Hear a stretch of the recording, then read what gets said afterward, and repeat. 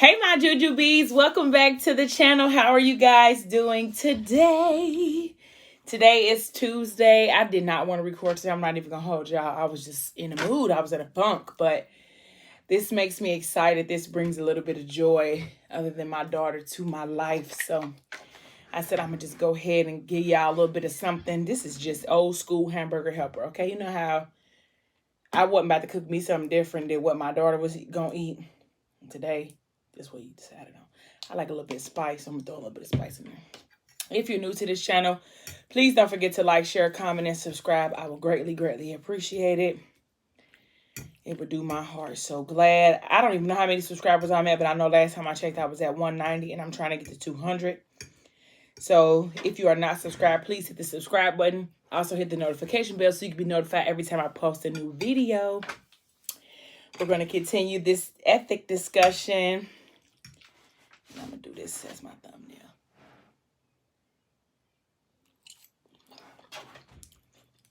So how are you guys today?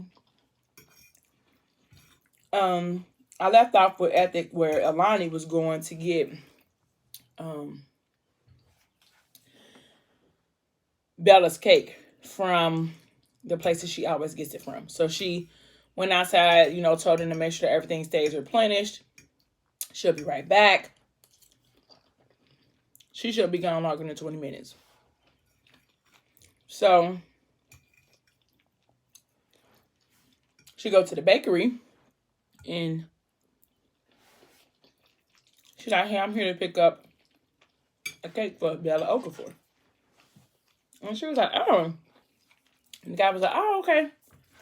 Let me check. And he was like, I think somebody had already picked that up. And she was like, really? Who picked it up? And he was like, hold on, let me check the receipt. So he goes over there to check the receipt, and it says that Dolce was the one that came to pick it up. And she's like, why would you let her leave with that cake? Because I'm the one who placed the order. Nobody else should have picked it up other than me. And he was like, well, Mr. Okafor has had her come in before and pick it up for him. I apologize. And she was like, how does she even know where to take it at? He was like, oh, your address is on the receipt, so I'm assuming that's where she went. So she leave out the bakery. She's PO'd. Because she like, I know good and damn well Ethic did not send her to pick that cake up to try to spite me. Like, I know that ain't what he did. I know that ain't it. So she driving.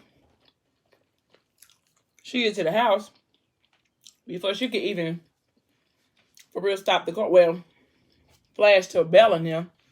And they see her pull up. And Bella like, ooh, daddy, what is she doing here? Like, you gonna get in trouble?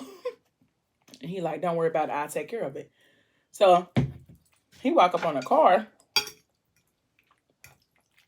Like, what are you doing here? Like, this ain't even the place for you to even be here. Like, why are you even here? Before he can even get into the discussion good with Dolce, Alani pulls up. And she like, really? You had her pick up that birthday cake because you were trying to be funny towards me? He like, no, that is not it. And she was like, and you shouldn't even be here. You being disrespectful. And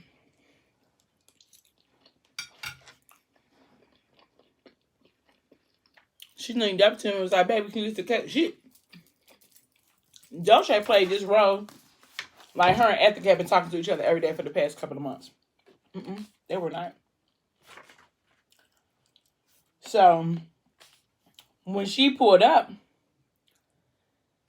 she said, hey, babe, can you grab Bella's cake? Like everything was everything. Like, they've been talking every day. Like, they still got a little thing going on. And that's when Bella said, ooh, daddy, Alana's going to kill you. And she's like, happy birthday, though, B. She pulled out a Louis Vuitton bag. I think, can you grab a cake out the back seat? So Nanny like, I know this hussy done lost her mind. She called her a hussy. Now, mind you, everything has been over with Dulce. Like, she's not it. And she knows that he told her that. So he said, what are you doing right now?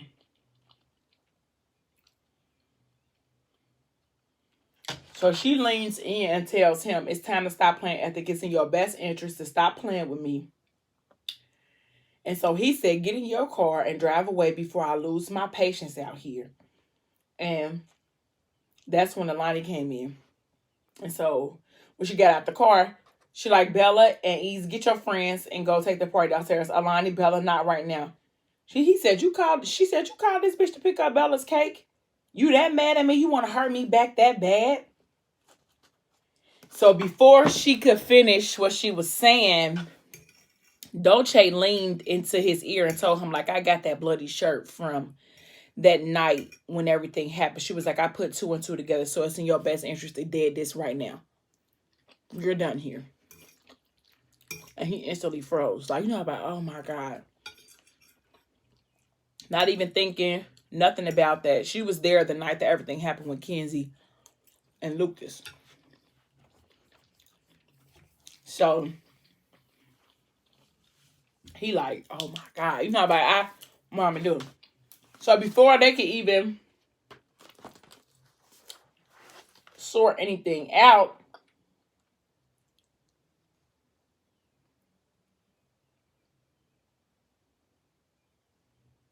she went over there and Lonnie went over there and went to work on on Dolce. Ran up on her, pulled her ponytail, beat her up, basically like I told her, why would you come to my house? And we're going to go ahead and make it do what it do. So he done pulled her off. And before, I think Dolce tried to push Alani or something like that. He done pushed her into the car. And she was about to say, she was like, you think that he loves you? Or no. I think she was saying, what type of mother are you to sleep with the man that, and before she could finish it, Ethic done put his hand over her mouth and her nose, cut off her breathing and circulation, and told her like, hey, you know me. You know who I am. You know what I do. You know what I'm capable of. Get in your car, go home, and I'll be back there to talk to you. But you gotta go. You gotta go. He done pushed her so hard, she threw her body up into the car and fell down. So now she hurt, of course. Her feelings is hurt. But like, Dolce, come on. You done came over there asking for this. How you gonna come to this little girl birthday party and try to cause a whole scene? Whether you got the shirt or not, fine. But don't come over here doing that at little Bella's birthday party. You gonna come out here and cause a scene on my baby's birthday party? So she's mad. She's fuming. Alani's steaming. So he get her, wrap her around him, and I think he take her upstairs. So he let her know, like, she knows. And I'm sorry. And she was like, what you was doing? Pillow talking with this hoe? And like, no. She was there the night that it all happened. And so I got to take care of some stuff with her. He told her, like, baby, I know you ain't gonna like this. He's like, it's gonna be something that I'm gonna have to do something that you don't want me to do. And she like, no, just go be with her. She like, that's what she wants. She don't want, that's what she wants. She wants you. Like, she don't want to see you in jail. She just wants you. She was like, maybe we fight too hard for us to be anyway. Just let her have you. Like, I can choose to live without you, but to keep you safe and not go to jail, just go be with her. He was like, it's not gonna happen. Right? I'm not doing it. Because ain't no living without you. So,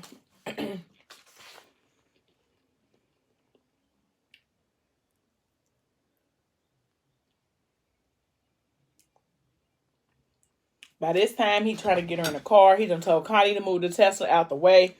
Alani's still beating on the car door because she's trying to get her. And so she asked him, like, are you still messing with her? He like, no, the only person I'm messing with you. The only woman I'm loving is you. And she said, my baby, my baby, because of course now they just brought up something there. He was like, his DNA all on that shirt, Kenzie's and mine. So I have to go handle this or whatever. So he says she's irrational right now and I need to go see about her. And that's when he told her, I'm going to do something that you're not going to like. He said, doing what you're talking about pushes you further away from God and what God wants you to, and where we try to get you to be. Just be with her, ethic. She don't want to lock you up. She wants me gone.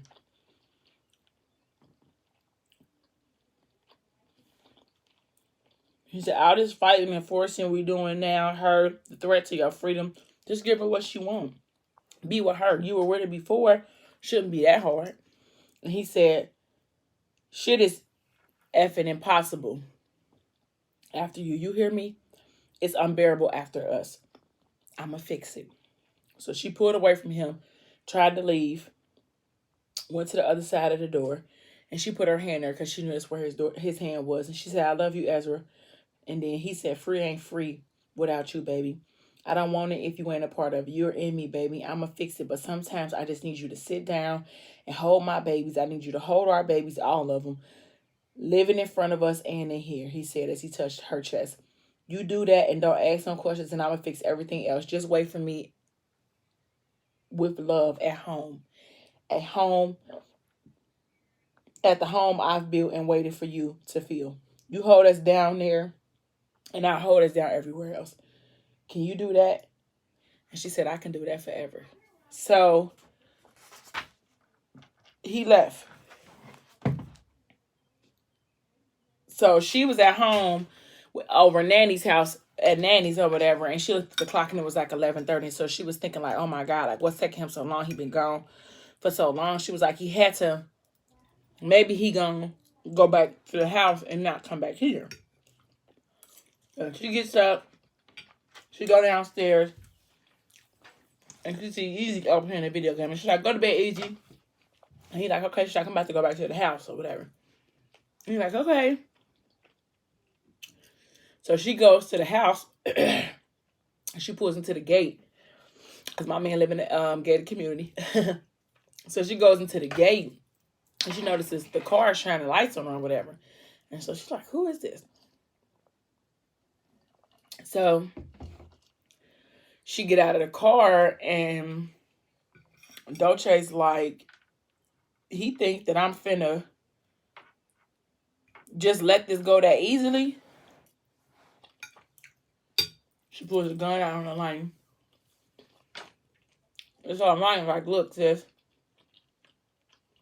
I ain't trying to die tonight, okay?